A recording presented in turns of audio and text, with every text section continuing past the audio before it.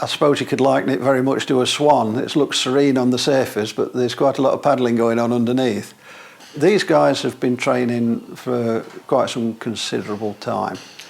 They've spent time setting up the equipment and the rifle and tuning the rifle to the ammunition in order that it gives the most precise results that it possibly can. And the name of the game is, it may sound slightly disinteresting, but doing exactly the same thing time and time again. So what they're trying to do is repeat the movements and the process of loading the rifle, of taking aim, of taking up the trigger, of following through, of reading the wind, which is quite an important factor. A lot can happen to a bullet in 50 metres when the wind's blowing. So they're taking all those factors into account to repeat that process in order to produce that perfect 10. There's a lot of physical, I won't say effort required, but a lot of physical control in terms of basically being absolutely still. The other one is, as well, is in the terms of the thought process, because the physical part of it's got to be the same time and again, but so really has the mental process. You know, it's no good thinking, it's no good thinking I'm doing really well. And it's like also really no good thinking, oh, I'm not doing well, because that can affect the next shot. And what you've got to try and do, if possible, is meet each shot in the same way. And it's that repetition, physically and mentally, of the process that brings about good results. And that's what they'll be trying to do. As part of that, they'll find that their focus is changing as well. So when they're loading, they'll be focusing on loading in a smooth and efficient manner, making sure that they put the cartridge into the breech in exactly the same way each time.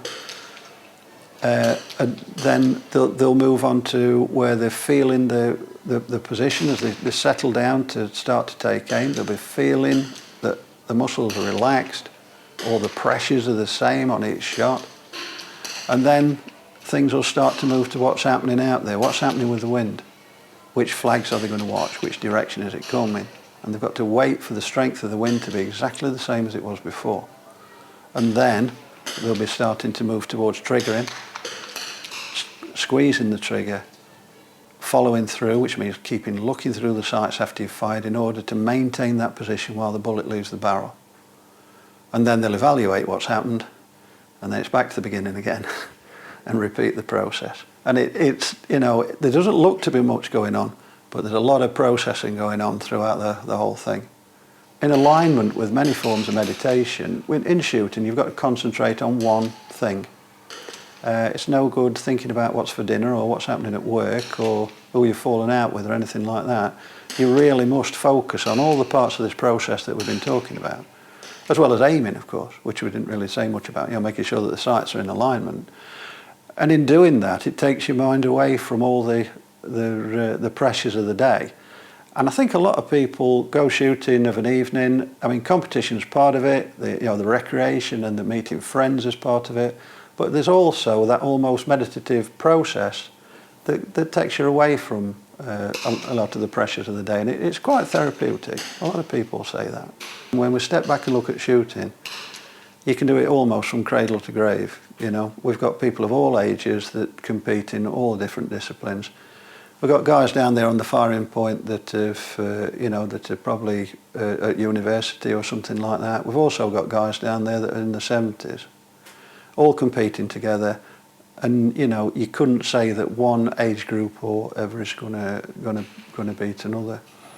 And there's guys down there with disabilities that are shooting. It's certainly gender's no issue with it. You know, men and women can compete equally well. In fact, the overall competition down there is co-ed anyway. You know, men and women competing together in the NSRA 50-metre championships. And that's one of the beauties of shooting for me. You can do it forever. There's always a landing place for everybody, no matter what their ability or disability might be. I mean, within shooting, some people find it difficult to imagine, but we even have blind shooting competitions, whereby we've got equipment that allows blind people to take part in target shooting. So, you know, it really is something that anyone can get involved in, no matter what age or stage they're at.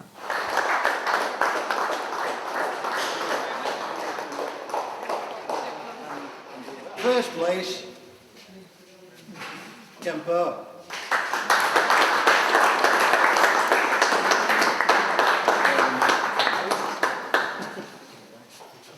Anytime you get on the range, you always want to win. I think it's been 3 years since the last one. So I won it 3 years ago. Obviously, kind of going into it, defending champion, you want to kind of go out and win. So I had a kind of a decent start this morning in the elimination round, and then kind of made the mistakes kind of in the morning. Understood what I needed to improve in the afternoon, and kind of actually had a pretty decent performance. So I was pretty happy all in. So yeah, I mean, I definitely felt I was out practice for sure. I started really well. And then you start going, oh, it's going quite well. You start thinking about a few things, but I managed to kind of get that stuff in check and kind of bring it all back and focus on the competition. It was quite helpful. The conditions were pretty nice today. I know yesterday was very windy, so I didn't know what to expect today, but it was couldn't have hoped for much better. I've been in the sport for kind of over 20 years now. I think every day you're learning, every day you're pushing yourself. I think unlike other sports where it's less competitive of like up against someone else. Obviously there's medals to be won at the end of the day, but I think it's very much a personal competition.